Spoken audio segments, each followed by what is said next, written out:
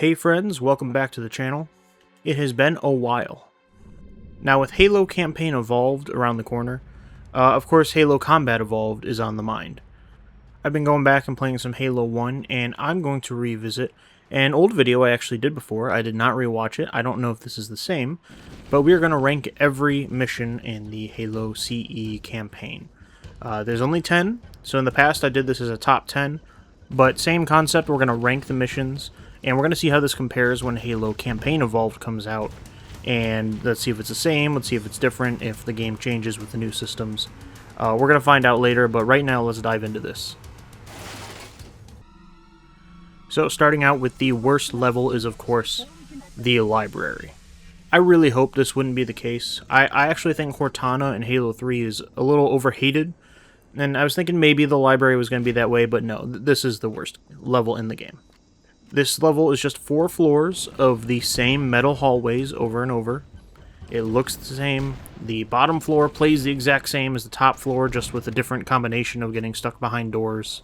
If you haven't played the game a ton, it is possible to get lost. I remember as a kid getting lost plenty of times. We also, of course, got the rocket flood, bane of my existence. And so for Halo CE, this is the only mission without any Covenant. The Flood are the only enemy to fight in this level, and they're just truthfully not as fun to fight in this game. They get better in the future games, but the Flood are basically zombies with guns.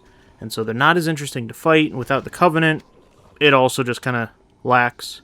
And then lastly, what was the story reason that Guilty Spark couldn't just teleport them to the top floor? You had to climb the stairs as opposed to just appearing up there. I also don't understand that.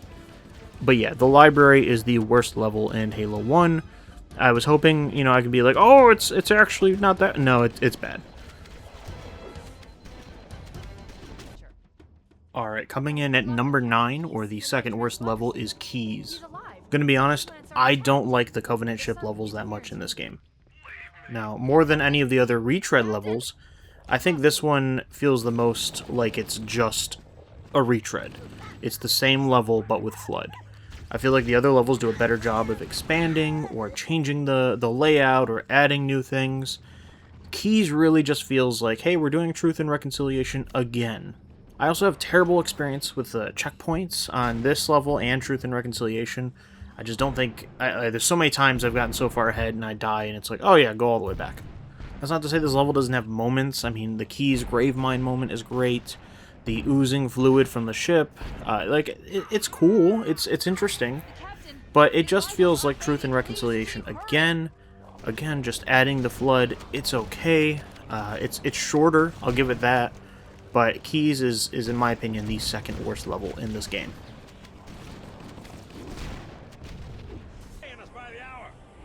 Alright, that brings us to number 8, which is Truth and Reconciliation. This one might be a little bit of a hot take. I know a lot of people like this level. They love the sniper part. They love so much of this level. I don't care for it. As I mentioned previously, I don't like the Covenant ship levels. I think the hallways just kind of look the same. The checkpoints, again, are a little wonky. I had so many times that I felt like I made so much progress and I died, and all of a sudden, wow, that's a lot to redo. And that especially sucks here, because this level is long. I mean, going outside and doing like the night raid with the sniper and the kind of stealth, which, we'll get to that in a second, that could have been its own level, to be honest. It is long enough. Flesh it out just a hair more. It's really cool. The sniper stealth section is pretty cool, except I don't think stealth, in Halo 1 at least, doesn't really work well. It's a little wonky. Sometimes it's like, oh, I'm going to shoot, and it's a sniper round that's super loud, and nobody hears it except for, like, the enemy next to the enemy I shot. Other times I could, like, inch by, and all of a sudden everybody wakes up. So the section with the sniper is cool, but it's not fleshed out well. The stealth doesn't work that great, in my opinion, or at least in my experience. Also, again, way later in the level, you rescue Keys, and he has a tendency to run ahead of you and just die. He thinks he has Mjolnir armor, he thinks he's a Spartan, he is not. If you've played this level on Legendary, and you've had to kind of retreat because your shields are down, you probably know what I'm talking about. He runs out there with a needler thinking he's going to handle it all, and he just dies. This level does have the cool night vision part. It does introduce hunters. There's some cool stuff here, but I don't think it's that good. And this is probably a hot take because a lot of people I know really like this level.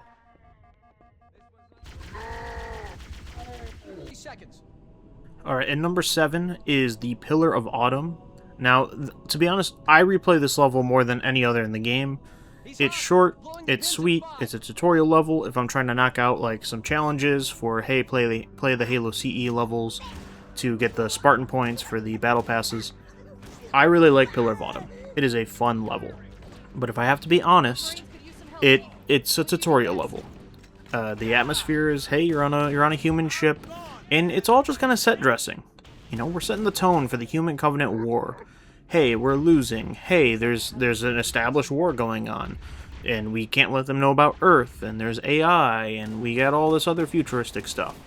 And there's a lot of iconic moments, but at the end of the day, this is a very straightforward level. It's a corridor shooter level. It's teaching you the basics. It's teaching you how to melee, how to crouch, how to turn your flashlight on. And the only enemies in this level are just grunts and elites, you know, 2 of the best enemies, arguably the 2 best enemies. But other than that, it doesn't have much to offer. Most people know the game kind of starts the level after this, so I think Pillar of Autumn, honestly, is at number 7. Right after Pillar of Autumn is 343 Guilty Spark. Now, as a kid, I hated this level. I didn't like the tone, I didn't like the atmosphere. I wasn't a big fan of like spooky stuff, or especially sewer levels or creepy levels. And this level, of course, is just pure creepy. But as an adult, this level is so much better. The horror vibes are fantastic. I love all the little tidbits, right? The friendly contacts on the radar when it's actually flood. The barricades of dead enemies with no explanation. The blood elevator. The gradual building of the flood. How they introduce you to the popcorn flood, then to the melee flood, like zombies. Then you go down the elevator and, oh, what's that? They can use guns. This level also introduces the final weapon of the game. Up till this point, we've only seen every other human weapon, and all the Covenant weapons were introduced by level 2. But the final weapon, the shotgun, which is the perfect flood-killing weapon. It's perfect. It's just the best weapon for the flood. I don't know, like, numerically that that's true, but I just know, having played the game 14 times, that the shotgun is 100% the best weapon for the flood. Makes sense why they added it here. That's honestly pretty good against Covenant, too. I do think the outside is a little dull to look at. It hits the creepy vibe, but I do like the Anniversary graphics. I think that the color alien stuff is pretty cool. Maybe the Anniversary took it too far. But the old school swamp is pretty good. It's just a little hard to see or navigate. That's probably by design. But I would have loved that to look a little bit better. We'll see what the remake does. At number 5 is another first half campaign mission falling before its second half. I'm talking about Assault on the Control Room. Believe it or not, I do like 2 Betrayals better. How much better, you're going to find out. But that said, all the levels from here on out are absolutely fantastic. I love replaying them. And this is one that kind of makes Halo feel like an open world game. It's part of what people loved about the original Halo, is that the levels were just so big and sandboxy. It kind of felt like an open world. And this one, it just has that in spades. You got vehicles, you got the tank finally. You got to drive the tank, which was introduced in the cutscene in the beginning of the game. You can drive a ghost. If you're fast enough, you can actually get to a Banshee as well later in the level. The snow atmosphere is also wonderful, and of course you have a little bit of ice physics too. So there's just so much happening in this level.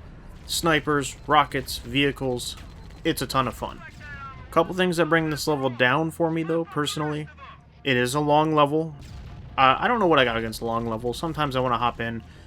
I'm older now. I want to hop in, play 20 minutes, and leave. This level, you either gotta do some skipping, or you're gonna be in here for a while.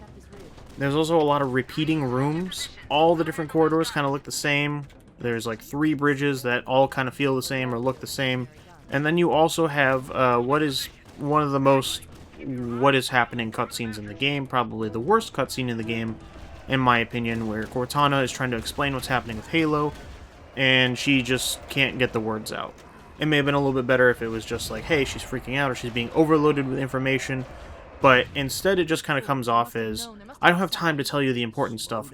Run away, and then later we're going to have a whole disagreement because I didn't give you information.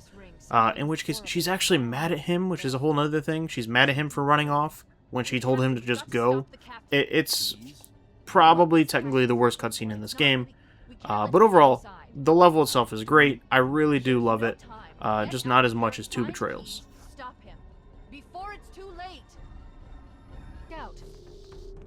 And right back to the level we have 2 Betrayals. It'd be kind of weird if I put this one like way higher than the same level, essentially. Now, like Keys in Truth and Reconciliation, this is more or less the same level. Some of the things I do like about this that puts it over the original, I do like that you can find all 3 factions in this level. If you can include the Sentinels as their own faction, you get to fight the Sentinels, you get to fight the Covenant, you get to fight the Flood. And this kind of gives you the opportunity to choose, do you want to watch them battle each other? Do you want to engage, take out one faction then the other? You could end up just getting everybody against you, and that's always a bad time. But what I really like is this level feels a little bit bigger in different ways than the original. You know, from Keys to Truth and Reconciliation, I thought they basically were the same level. There was nothing new.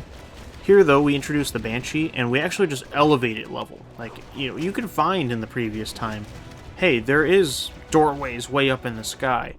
And if you did notice that when you were playing the original Assault on the Control Room, you might have wondered, well, I wonder what that's for. Like, I want to go see that. I want to go explore that. This level lets you do it. This level gives you a Banshee multiple times, as well as other vehicles, but not as much as Assault on the Control Room. But you get the Banshee, you get to explore. The elevation, you get to go way up on different areas of the map. And then 2 Betrayals also expands on the level, and it starts to subvert the expectations. You're used to, okay, cool, I hit the button, the door opens. Only this time the door didn't open. You thought you were going to take your Banshee forward? No, the door just blew up. You're seeing what happens when the Flood escapes and it's spreading to other parts of the ring. Things are being destroyed, things are being torn apart. This is just not the same level at all, at least in this aspect. And the level does make you approach the same situations, at least in terms of map, differently. Instead of going through on a tank or a ghost or a warthog, you have to go by foot through that big chasm room. You have the opportunity to fly over conflicts, or you have to like race to a Banshee so you can fly away, as opposed to, hey, I have big vehicles, I have big weapons, I'm just going to blast my way through. And also, the shotgun was introduced at this point. I really love the shotgun. I think it's great for Flood. I think it's great for Covenant. It's one of my favorite weapons in the original game, so having the shotgun is also just an added bonus. But that is number 4. I think 2 Betrayals just barely beats out Assault on the Control Room. They're kind of the same level. You can take your pick. 4 and 5, they could honestly swap, depending on the month that I play this. But basically same level. 2 Betrayals, a little bit better.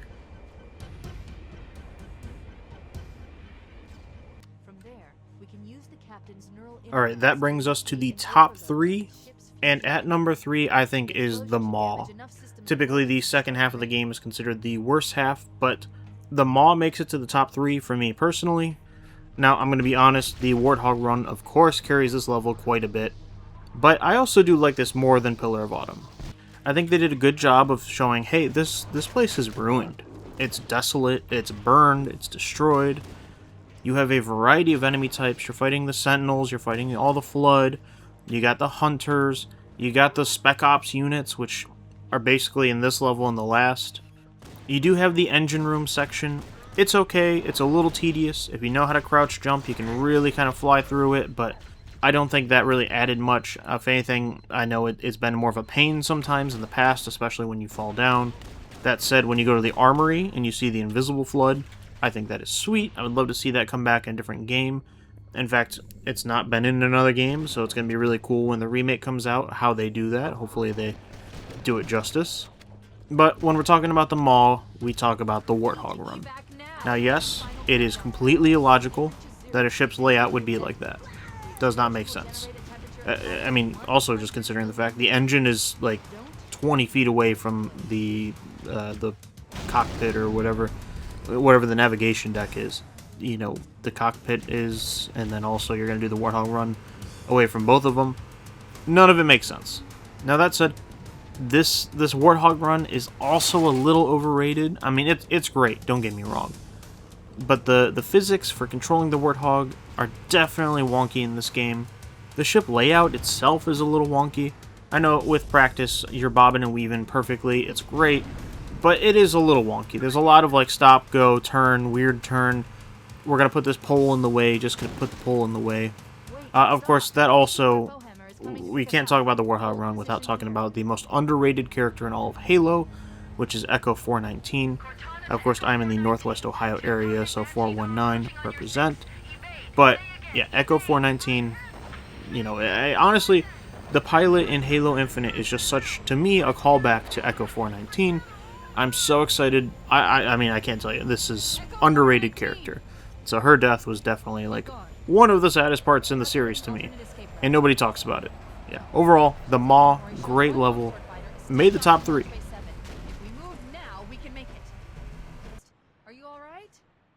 Alright, only a couple options left, and this brings us to number 2, which is going to be Halo, also the second mission of the game. For a lot of people, this is their favorite, and I mean, it's understandable. You got moments like crashing with the lifeboat and seeing the ring for the first time. You step out, and the first thing you notice is this feels like an open world, similar to Assault in the Control Room and 2 Betrayals. It's just huge. It feels like there's so many places to go, and I know it ends up being a linear path until the end, but they're coming in with drop ships. You can go towards the waterfall, you can go across this weird metal bridge that I don't know what it is. You start learning about the ring for the first time. You come up to these like metal structures where Marines are hanging out and you're fighting around them. Then this level also introduces things like the Needler and the Jackals and the Sniper, also being able to use vehicles for the first time. And I think one of the best parts of this level is just the ending, where there's 3 dropships, and they give you the choice to save them in any order. I've played this so many times, I kind of do the same thing every time, but I kind of forget, like, hey, I could be going this way. There are different like little entryways that I forget about every single time, where I'm like, hey, why do I never come this way? Why do I never go explore?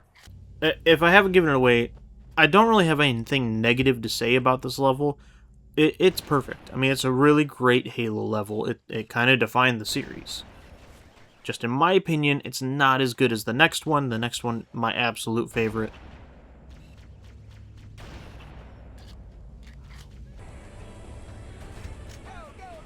And so here we are at Silent Cartographer, my favorite mission in all of Halo. Halo 1, that is. To me, this is a perfect Halo level, just like the last one. But if you watched my content 6 years ago, when I actually posted videos, I actually felt the same way. I didn't watch that top 10 video, but I've always found this to be my favorite. I mean, just starting from the beginning, you got that storming the beach whole aspect, which I always loved. I wished it was bigger. I wish they would kind of redo that in a newer game, but scale it up, right? Like, you're dropping in with a lot more troops to a lot bigger force with vehicles.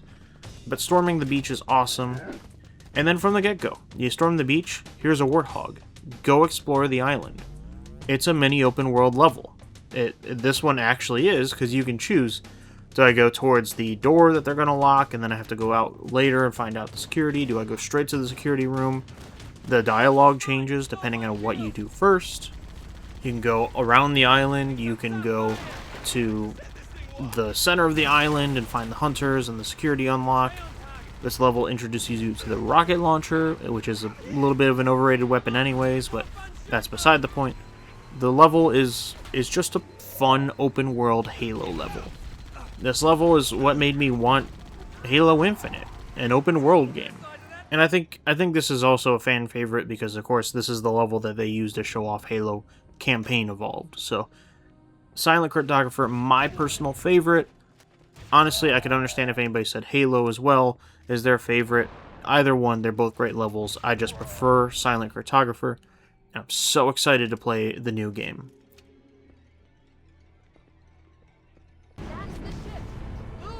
And so everyone, that was my list for ranking all of the Halo CE campaign missions.